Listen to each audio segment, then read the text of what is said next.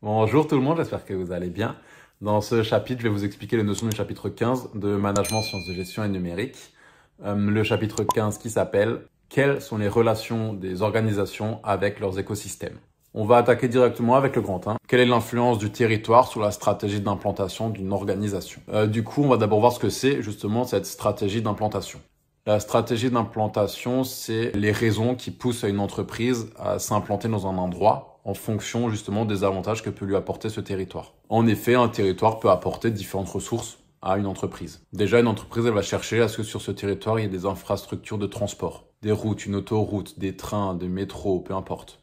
Ça va permettre aux salariés de pouvoir venir plus facilement pour travailler dans l'entreprise. Une entreprise va aussi faire en sorte qu'elle puisse retrouver facilement sur ce territoire-là des ressources humaines. Ensuite, d'autres choses que peuvent rechercher les entreprises, c'est une offre immobilière par exemple, le fait qu'il y ait beaucoup de logements autour, essayer de chercher des services publics, des crèches, des choses comme ça, et éventuellement des aides des collectivités locales, puisque certaines régions apportent des aides aux entreprises qui viennent s'implanter dans la région. Maintenant, on va voir dans le grand 2 l'inverse. Quelle est l'influence des organisations sur leurs écosystèmes? Tout d'abord, il y a la notion d'écosystème d'affaires. Ici, concrètement, c'est différentes organisations qui ont des domaines d'expertise qui sont différents aussi, qui vont travailler ensemble autour d'un projet commun. Et du coup, une entreprise va avoir de l'influence sur le territoire où elle se situe. D'abord sur le plan économique. Forcément, la présence d'une entreprise va venir souvent influencer le pouvoir d'achat des habitants qui sont autour, puisque très souvent, les habitants qui sont autour vont travailler dans l'entreprise. Du coup, j'y reviens sur le plan social, ça permet de créer des emplois. Et sur le plan de la formation, pareil, l'entreprise peut développer des formations et ça peut du coup permettre d'apporter plus de compétences aux habitants. Donc on peut dire qu'une entreprise qui s'implante sur un territoire peut créer un écosystème d'affaires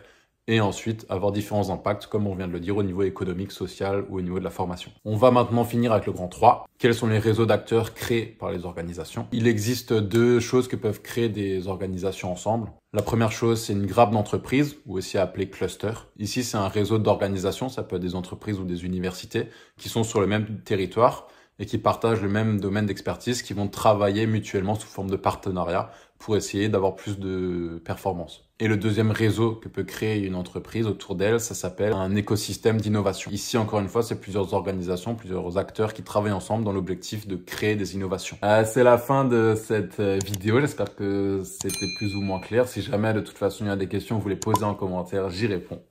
Ciao!